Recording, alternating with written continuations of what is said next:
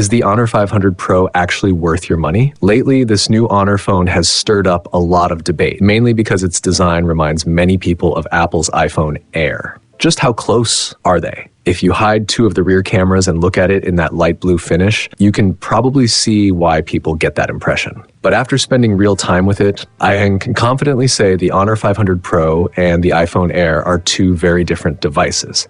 They may share a similar look at first glance, but what's inside and how they're positioned are completely different. So what exactly does the Honor 500 Pro bring to the table, and where does it really differ from the iPhone Air? Let's break it all down. A quick shout out to my tech partner from China for sharing this video. A big thank you for making this possible. Hey everyone, it's Maiky from techmaiky. If you love staying updated with the latest gadgets, make sure to subscribe and hit the notification bell so you never miss out on our exciting tech content. To be fair, the Honor 500 Pro and the iPhone Air do share a few surface-level similarities, but overall, they're built with very different ideas in mind. One obvious similarity is the camera layout. Both use a vertical traffic light style arrangement, which makes them instantly recognizable. Because the Honor 500 Pro has 3 lenses, it also sits flat on a table without wobbling. Size-wise, both phones aim for a comfortable, hand-friendly form factor. The iPhone Air comes in at 6.5 inches, while the Honor 500 Pro is slightly larger at 6.55 inches.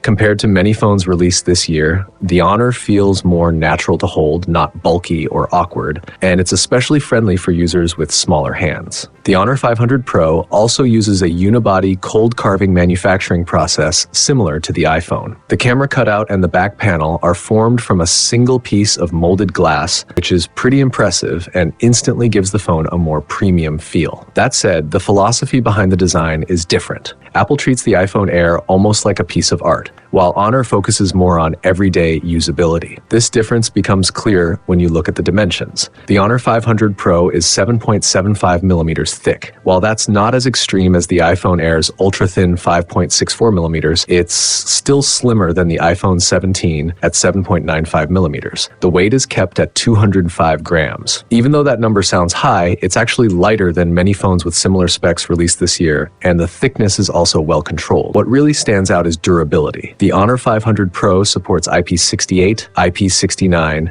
and even IP69K dust and water resistance ratings, which is better than what the iPhone Air offers. The impressive part is that Honor managed to achieve this level of protection in a body that's only 7.75 millimeters thick. Battery life is another major highlight. The phone packs a huge 8,000 milliamp hour battery, completely dwarfing the iPhone Air's 3,149 milliamp hours. In a 5-hour heavy use battery test, it still had 65% left, which is excellent performance under demanding conditions. For users who are constantly on their phones and care about long-lasting battery life, this alone makes the Honor 500 Pro very appealing. Charging performance is also strong. It supports 80-watt wired fast charging, and in testing, it went from 0 to full in about 69 minutes. Wireless charging is supported too, at up to 50 watts, so you're well covered no matter how you prefer to charge. There's also a surprisingly useful extra feature, up to 27 watts wired reverse charging. This makes that massive battery even more practical. When charging an iPhone, the reverse charging power can reach 27 watts. In a simulated test, an iPhone sitting at 20% battery was charged for 30 minutes using a fully charged Honor 500 Pro. The iPhone climbed to around 56%, while the Honor used roughly 30% of its own battery. That really shows how much energy this phone can deliver when you need it. The display is another strong point. It uses a 6.55-inch LTPS panel with a 120 Hz refresh rate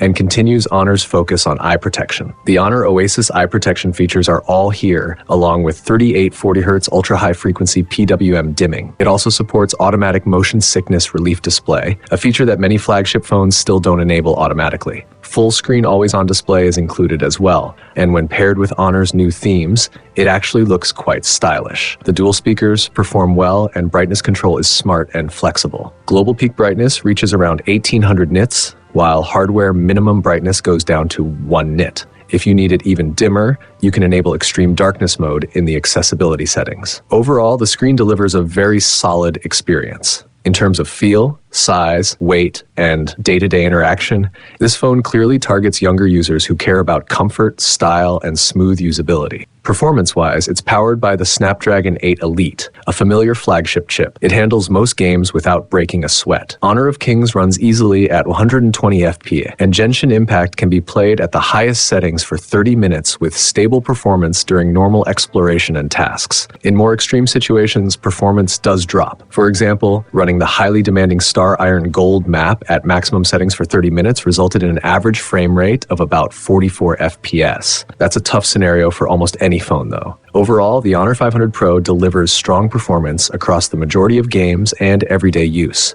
making it a very capable flagship level device. The camera experience is actually one of the more interesting parts of this phone. To be honest, I didn't have very high expectations at first. Even though it comes with 3 cameras, a horizontal camera layout is usually harder to get right. You can see that from the hardware choices too, especially the telephoto lens, which is a vertical 3x optical zoom. On top of that, this phone packs a huge 8,000 mAh battery. So realistically, I thought the camera setup would be decent at best, nothing special. But after using it, I was genuinely surprised by how good the results turned out to be. In daylight, all 3 lenses perform well. The 12-megapixel ultra-wide camera is more than good enough for social media posts, especially when you consider that some phones released this year are still using 8-megapixel ultra-wide lenses. Night photography was another pleasant surprise. Compared to other Snapdragon 8 Gen 5 phones in the same price range this year, the Honor 500 Pro holds up really well. Telephoto cameras can be hit or miss in extreme scenes on almost any phone, but the ultra-wide and main camera quality here is genuinely impressive. The standout is clearly the 200-megapixel main camera. Thanks to its larger sensor size, it delivers a noticeably better overall viewing experience. On top of that,